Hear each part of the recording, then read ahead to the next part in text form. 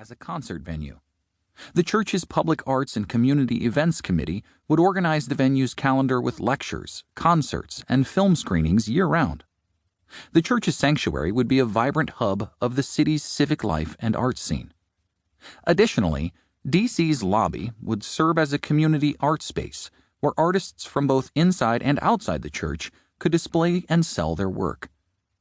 DC's bookstore would sell Bibles and books, but also artisan goods made by church and community members, as well as coffee beans from the adjacent roastery and single varietal jams made from the church's organic garden. A percentage of sales from these goods would go toward DC's Mercy and Justice Fund. The church's adjacent restaurant and coffee shop would also play an integral role in community outreach. Open all week, these eateries would provide community dining and study spaces, as well as venues for poetry readings and concerts. The restaurant/coffee shop's kitchen and wait staff would be partially funneled from a local job training organization that helps homeless people, ex-convicts, and unemployed people develop skills to earn a living. DC's fully equipped fitness center would provide another service to the community, offering various fitness classes, CrossFit, and personal training throughout the week at rates cheaper than typical gym memberships.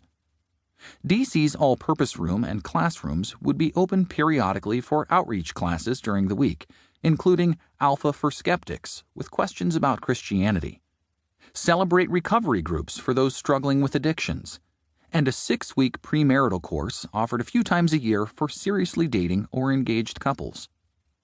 Theology. Theologically, DC would be conservative and reformed, though not afraid to preach and celebrate the best contributions of Wesleyan and Pentecostal theology, and even the occasional Eastern Orthodox or Catholic thinker, not to mention N.T. Wright. The church would be thoroughly gospel-centered, spirit-led, and missionally minded. Both the 5 solas and the charismatic gifts would be inescapable in the church's day-to-day life. A portrait of Martin Lloyd-Jones would hang prominently in one of the church offices. Structurally, DC would be elder-led, with preaching alternating between elders and a few non-elders with preaching gifts.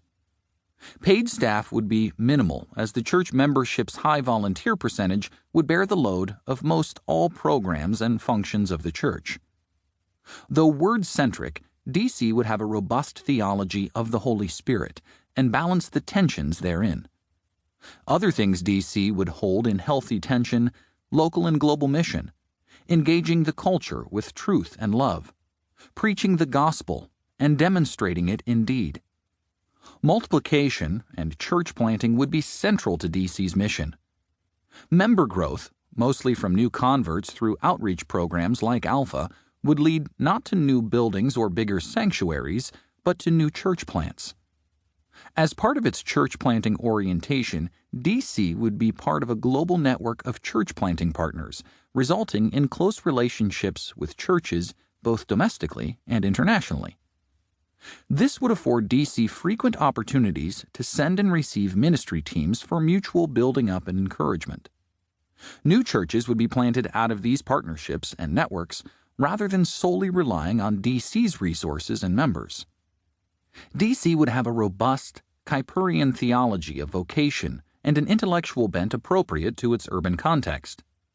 Except for a bit more on the Holy Spirit, the Vision and Values section of Tim Keller's Redeemer Presbyterian sums up DC's theology pretty well. Sundays.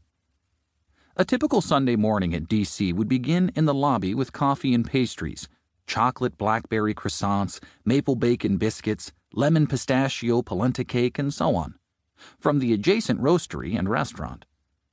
Worship services would incorporate liturgy and creeds, confession, read and spontaneous prayer, an exchanging of the peace, 30 to 45 minutes of preaching, instrumental music, and extended singing time before and after the preaching. Music on stage would be minimalist, by modern evangelical church standards, with largely acoustic bands of fewer than 5 musicians. Piano, acoustic guitar, string trios, and French horn would be regularly incorporated, as would a variety of music styles from other cultures and contexts. A beautiful pipe organ, cherished not only by the elderly congregants, would figure prominently into